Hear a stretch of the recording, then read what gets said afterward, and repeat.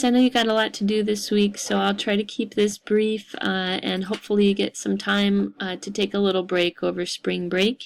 But I wanted to touch on about 4 different topics, including your test. So let me go over just a couple of questions that hopefully we can continue to work out throughout the rest of the semester. But one being, what defines abstract art versus non-representational art? So abstract art is anything that is based in some sort of reference to reality or nature. Non-representational art has no reference to reality or nature in a very specific way. It's pretty fluid the way we use both terms, but it's important to understand that abstract is derived from something. Also, just going down, symmetry is something that we're used to talking about, but we're not used to talking about the variations of symmetry that come. And a lot of people are noticing that this is some kind of symmetry, but this is specifically approximate symmetry, meaning it's not perfectly split full down the middle mirror of these parts, but it's so close that it is very much in line with symmetry of the body. You guys have done really well on most of the other questions. We talked a little bit about color. If you guys remember same, or different, that was all based around simultaneous contrast.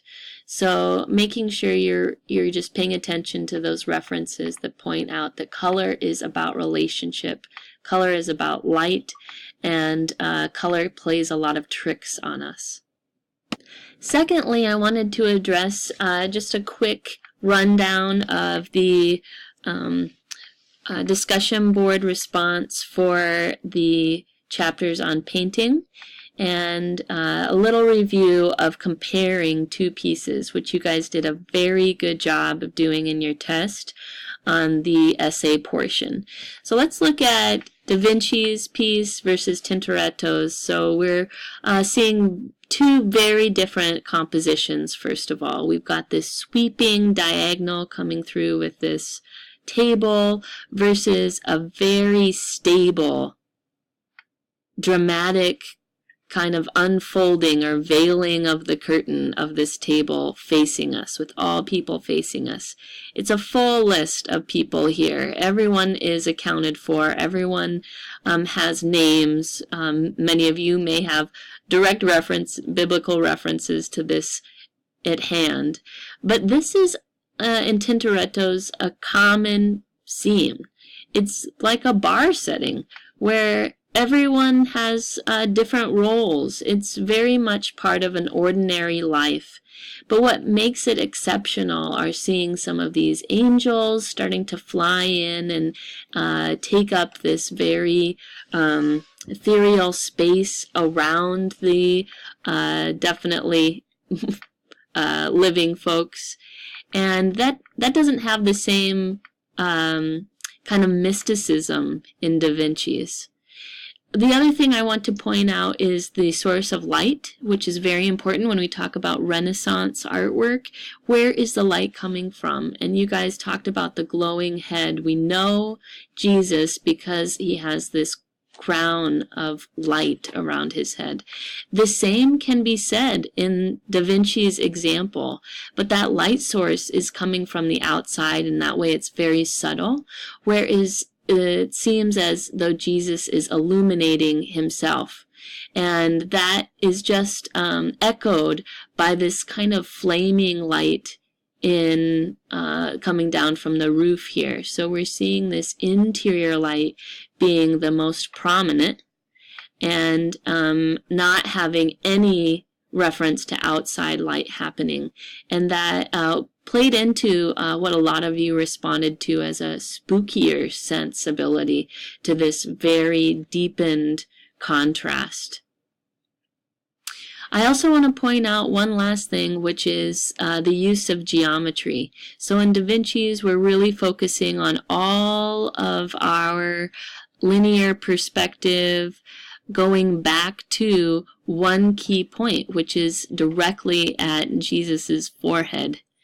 That's not the case in Tintoretto's, as we pointed out, the sweeping diagonal and just the chaos of activity going around it. So thinking about this organization of all of these different players in these settings is a very different sense of structure. You guys picked up on a lot of that, and I really appreciate your thoughtful comments. Please take into consideration that part of the discussion board is to create a discussion.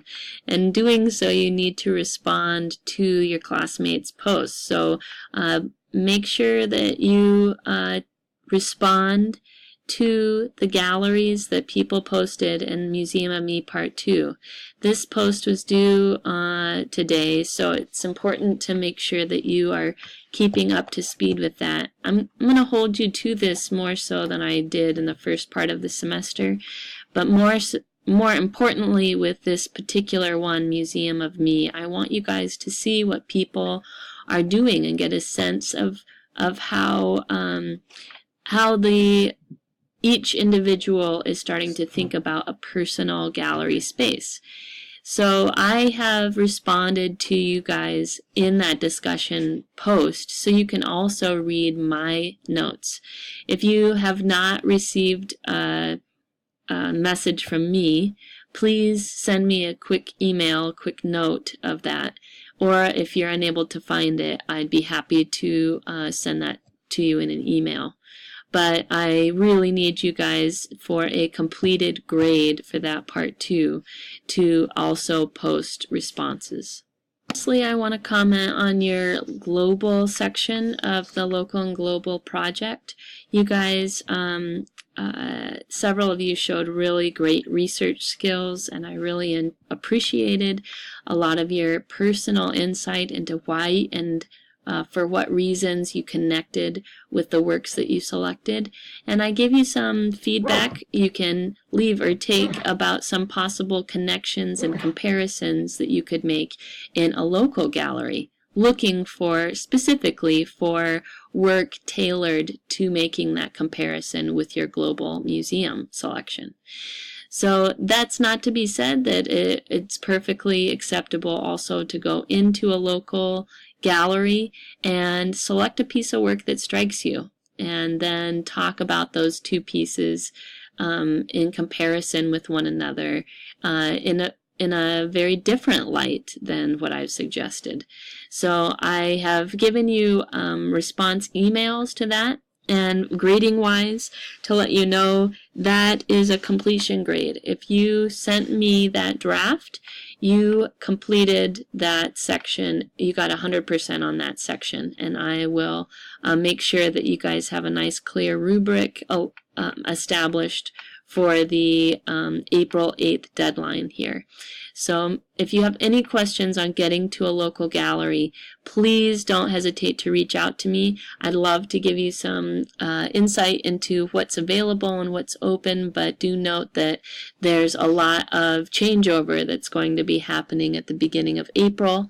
And also, every month there's a First Friday event in Peoria, in Bloomington, and there's some good things coming up with any of those First Friday of the month events, and those usually happen from 5 to 8 p.m.